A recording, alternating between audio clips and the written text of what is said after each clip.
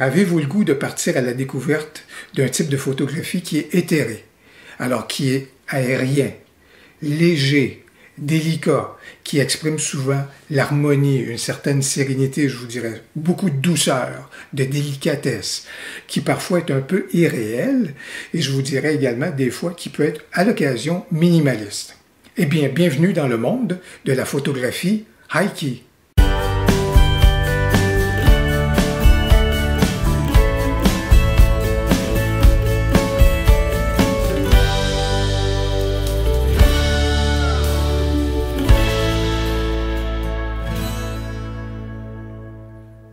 Bonjour, mon nom est Louis Lavoie, je suis l'auteur du blog fairedelabellephoto.com, un blog qui s'applique, tout comme cette chaîne-ci, à partager avec vous des trucs, des conseils, des astuces, de même que des découvertes, afin que vous puissiez progresser dans votre cheminement photo.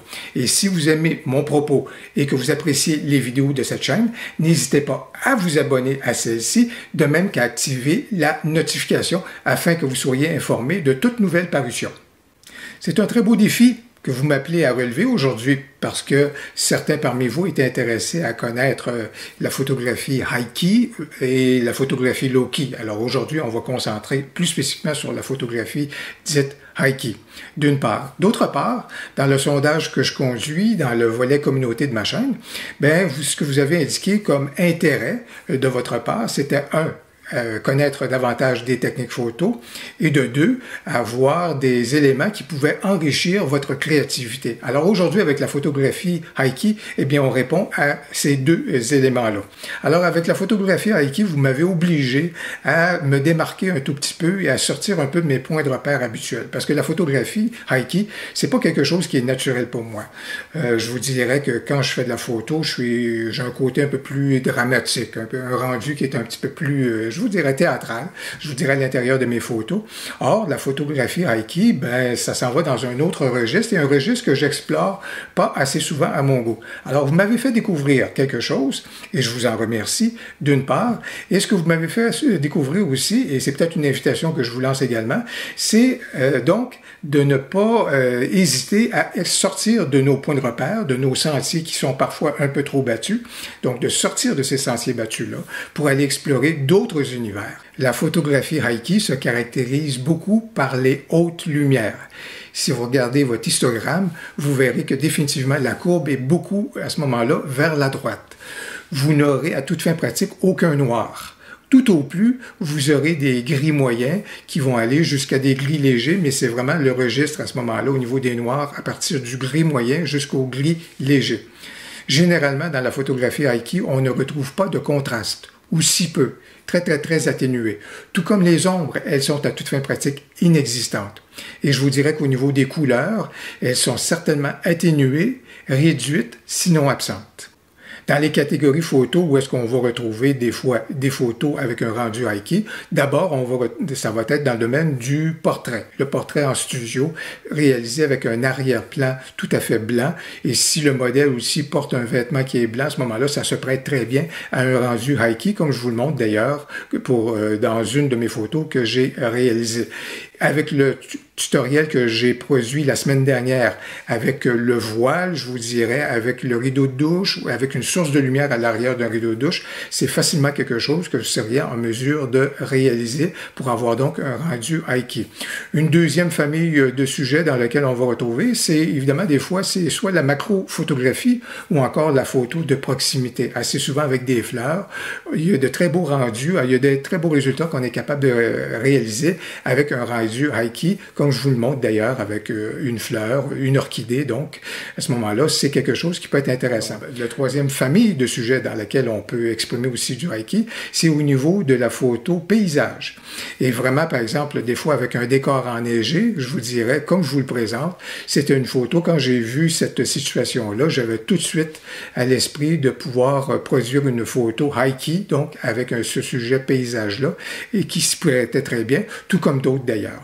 Un quatrième sujet pour lequel le High-Key peut très bien rendre justice, c'est dans le domaine événementiel et plus particulièrement, bien sûr, lorsqu'on photographie des mariages. Alors, la robe de mariée, la mariée, tout ça se prête très bien à de la photographie High-Key dans laquelle on va exprimer l'harmonie, la douceur, etc., la légèreté. Donc, c'est très, très bien. Et justement, pour en faire la démonstration, par contre, je vais me servir d'une photo d'un spectacle de danse que je vais traiter tout à l'heure avec Lightroom et Luminar, à ce moment-là, pour justement pouvoir obtenir un rendu High-Key à cette photo-là, un sujet qui s'y prêtait très bien. Un défi qu'on a à relever au niveau de la photographie High-Key, c'est d'exposer correctement notre sujet, parce qu'assez souvent, celui-ci se retrouve avec un arrière-plan qui est extrêmement lumineux. Et à ce moment-là, c'est pourquoi il importe de faire une bonne évaluation de la lumière qu'on a besoin pour que ce sujet-là puisse bien ressortir dans un tel contexte. Et c'est pourquoi il faut bien comprendre à ce moment-là quels sont les modes d'exposition qui sont à votre disposition dans votre appareil photo et lequel est le plus judicieux à ce moment-là pour bien mesurer la lumière qui est nécessaire pour votre sujet. À cet effet, donc, vous allez retrouver dans le descriptif de la vidéo un lien vers un article sur mon blog que j'ai consacré au sujet et ça va vous permettre de vous familiariser avec les modes d'exposition. Deuxième phénomène, évidemment, si on ne veut pas jouer avec le mode d'exposition, des fois, il est judicieux d'avoir recours à ce moment-là à la compensation d'exposition pour avoir une légère surexposition à ce moment-là de notre photo, ce qui va déjà nous amener vers le rendu qui est High-Key. Je vais donc utiliser cette photo-ci pour faire un traitement numérique High-Key. En soi, comme point de départ, la photo, elle a quand même des côtés qui sont un petit peu plus sombres, je vous dirais, évidemment. Une photo qui est un peu plus prise spectacle, donc un peu plus en basse lumière, mais je vais quand même la travailler de façon à la rendre plus lumineuse, bien entendu. Et évidemment, c'est pour renforcer le côté très aérien des danseuses, très aérien de toute cette scène-là. Je crois que ça a un beau potentiel au niveau de la photo High-Key. Donc, je vais faire une portion du traitement dans Lightroom et une autre portion donc dans Luminar, même si j'aurais pu le faire au complet dans Luminar. Un petit truc que j'ai découvert avec la récente mise à jour là, dans Lightroom, soit dit en passant, vous savez que vous pouvez dorénavant personnaliser votre tableau de bord un peu dans Lightroom, je vous dirais, dans vos fonctions juste ici. Alors, si vous allez dans personnaliser le panneau de développement, bien, vous êtes dorénavant capable de déplacer les éléments pour les mettre à l'endroit que vous voulez bien. Alors, je vais donc partir de mon traitement que j'avais fait pour cette photo-ci pour l'accentuer, donc pour m'en aller vers un rendu donc High-Key. Au niveau de l'exposition, je vais donc évidemment en ajouter un tout petit peu. Le contraste, on n'en veut vraiment pas. Au niveau des hautes lumières, on va en rajouter. Par contre, je reste sensible par rapport à, je vous dirais, au visage de cette danseuse-ci parce que il est le plus lumineux de toutes. Et puis, je veux m'assurer de ne pas brûler de haute lumière dans le visage. Alors, je vais juste faire ce raccourci-ci pour voir, m'assurer, voilà. Ça brûle un tout petit peu ici, mais pas dans son visage. Au niveau des ombres, je ne veux pas déboucher les ombres plus qu'il ne le faut pour le moment. Au niveau des blancs, je vais en rajouter un tout petit peu. Et au niveau des noirs, c'est certain qu'à ce moment-là, je veux quand même davantage augmenter les noirs, c'est-à-dire les rendre vers des tonalités de gris moyen que des noirs. Alors, je vais amplifier ça, mais vous allez voir comment je vais encore plus atténuer les noirs dans une petite seconde. Au niveau de la vibrance, j'ai diminué celle-ci parce que je veux pas que les couleurs prennent trop d'importance dans ma photo. Et je vous dirai évidemment que je vais également désaturer pour m'assurer que là, on commence vraiment à prendre beaucoup plus de légèreté. Là. Les couleurs sont moins présentes et vous voyez que les danseuses ont pris beaucoup plus, à ce moment-là, la légèreté, c'est beaucoup plus aérien. Alors, c'est très intéressant, surtout quand je fais un comparatif avant et après. Comme vous pouvez voir, c'est là qu'on est rendu au niveau de notre traitement.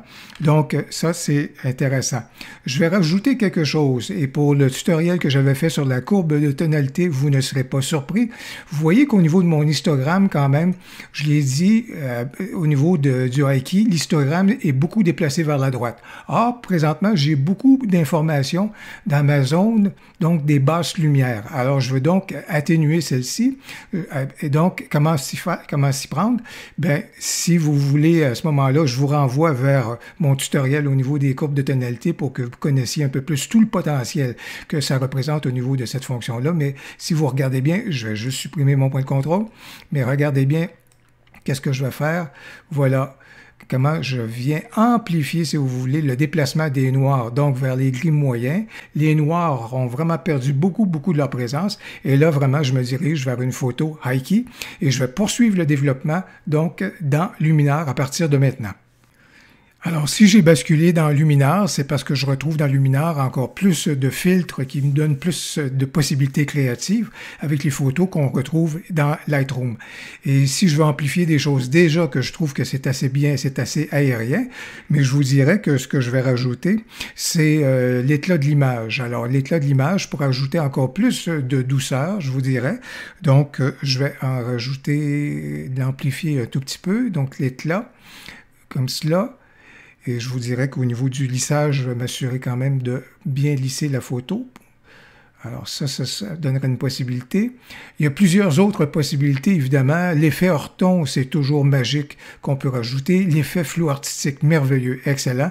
Mais déjà, je pense que j'ai atteint beaucoup d'éléments qui, j'ai pas besoin d'en rajouter du côté du flou artistique. Ou encore l'effet hors-ton, l'effet hors-ton amplifierait un peu le contraste et c'est pas vraiment ce que je voudrais. Je vous dirais que je vais rajouter quelque chose juste ici avec le virage partiel. Alors, juste question de rajouter une teinte qui est un petit peu plus bleue, je vous dirais, à ma scène, enlever un peu le côté jaune qu'on retrouvait. Alors, je vais faire cela, puis je vais en rajouter également un tout petit peu au niveau des ombres, dans mon virage partiel un tout petit peu.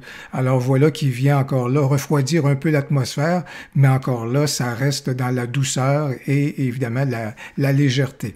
Alors voilà donc deux éléments que je voulais rajouter à partir de Luminar. Alors lorsque la photo est arrivée dans Luminar, elle avait l'air de ceci. Et grâce à ces deux filtres-là, dans Luminar, voici ce que j'ai pu donc amplifier comme élément au niveau du rendu high key. J'espère que la vidéo vous a plu. Si c'est le cas, n'hésitez pas à cliquer sur j'aime, à vous abonner à ma chaîne YouTube. N'hésitez surtout pas à commenter. Vous voyez, vos commentaires enrichissent mon propos. Je l'apprécie énormément et je vous en remercie. Alors, au plaisir, à la prochaine.